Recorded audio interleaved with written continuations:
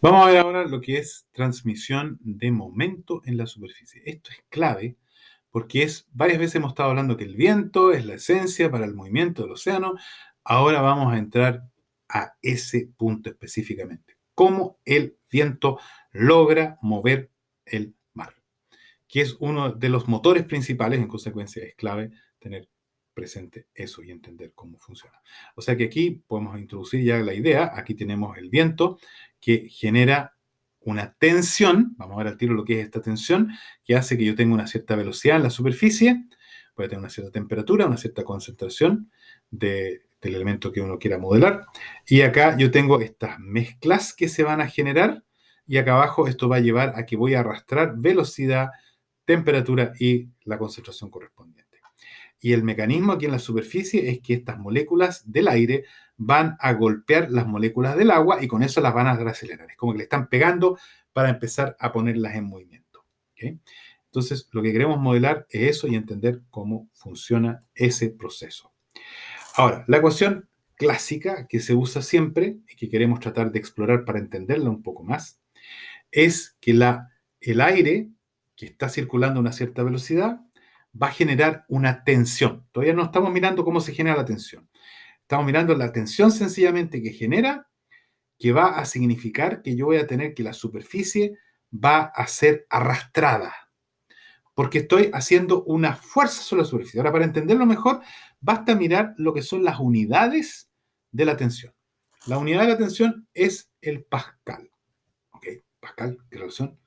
El pascal es newton sobre metro cuadrado. O sea, me dice cuánto es la fuerza por cada metro cuadrado. Metro cuadrado de la superficie, fuerza que está arrastrando esa superficie, directamente la tensión, entonces me está dando cómo yo estoy tratando de mover esa superficie. ¿Ok? Así que por eso la tensión acá es la clave del asunto y es prácticamente la fuerza por cada metro cuadrado que está moviendo el mar.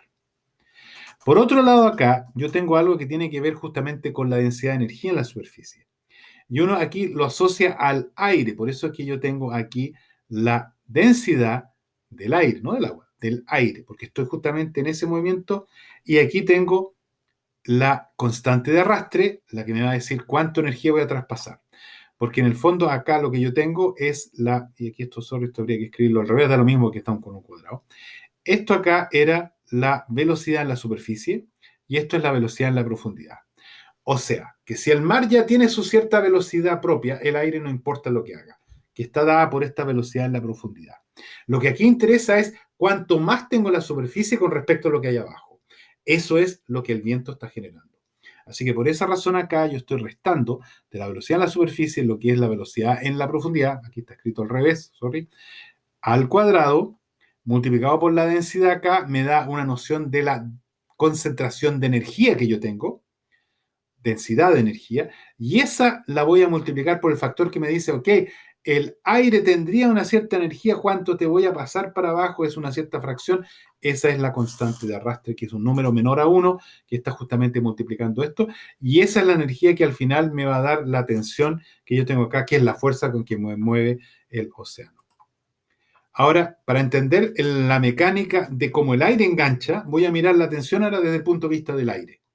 Y si hago eso, yo al final puedo decir, ok, la tensión se origina directamente por la velocidad del aire, ahora estoy mirando el viento, al cuadrado por la densidad del aire. ¿Okay? Esto acá es proporcional a la energía cinética del aire, pues digamos la densidad de energía cinética en estricto rigor. En consecuencia, lo que yo estoy diciendo es que la tensión es proporcional a la densidad de energía que tiene el aire. El aire tiene tanta energía por metro cúbico, esa es la tensión que ustedes van a generar. Y con eso me puedo ir después a esta ecuación de acá, a ver cómo la velocidad ahora va a existir para mover justamente con la constante de arrastre la velocidad del océano. O sea, yo primero estudio el aire, calculo lo que pasa ahí, con eso me voy después al océano y calculo lo que pasa dentro del océano. Y estoy traspasando energía cinética del aire a energía cinética del océano. Ahora, la misma ecuación ahora uno la puede usar usando la transmisión de calor, usando la diferencia de temperatura que yo tengo arriba y abajo. Ahora estamos mirando los torbellinos que se están generando. Y los torbellinos básicamente se generan porque arriba yo tengo una cierta velocidad, Pero yo también tengo un problema de que hay diferencia, o sea, un problema, un motor que es la diferencia de temperatura que yo tengo. Si fuera homogéneo, tengo problemas en generar justamente esta convección que me está generando los torbellinos. En consecuencia, yo puedo estimar el grosor de la capa, lo que vimos acá, el grosor este de aquí, a través de mirar la diferencia de temperatura, cuidado, al cuadrado, porque aquí yo tengo dos procesos que tienen que ver con temperatura. Uno tiene que ver la conducción y el otro tiene que ver con la energía asociada. Por eso aquí está el calor específico. Entonces, el calor específico por una de estas diferencias de temperatura es cuánto le estoy entregando en energía. Y el transporte de calor por la diferencia de temperatura me está diciendo cuánta energía estoy entregando, logrando traspasar.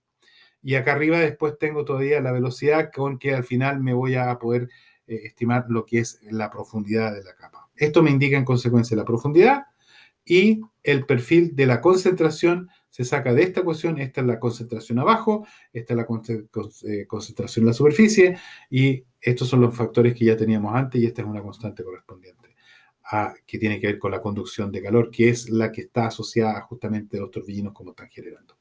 De esta forma, yo en forma simple pude de comenzar a modelar lo que era la tensión que estoy generando en la superficie, cómo eso me genera velocidad, cómo la parte de temperatura conducción me está generando el ancho de la zona que estoy arrastrando conmigo y cuál es la consecuencia para cualquier concentración de un gas o sedimento que yo tenga. En consecuencia, ahora si uno mira gráficas, estas son simulaciones que van en distintos colores, por eso no está la escala acá, básicamente, muestra cómo estos torbellinos van mezclando. Entonces yo, por ejemplo, ahora da lo mismo los colores en ese sentido, pero yo podría suponer que, por ejemplo, azul es una alta concentración y rojo una baja. Entonces yo tengo el oleaje en que una cierta zona me produce una concentración menor, acá tengo una concentración mayor, y esto todo se está revolviendo en consecuencia por estos vórtices que se están generando en la superficie. Pero aquí no me interesa el mecanismo de mezclado, cómo eficiente es o qué tan rápido actúa, me interesa cómo este mismo mecanismo de impulsar me está generando además la dinámica de la superficie. Ahora podemos seguir explorando un poco la parte de la tensión. Ahora quiero ampliar un poco el concepto. Esto es una ecuación simple nomás entre medio para memotécnicamente recordar. Yo aquí la tensión total que se genera no es solamente el viento. El viento está, un momento, el viento es esta tau T.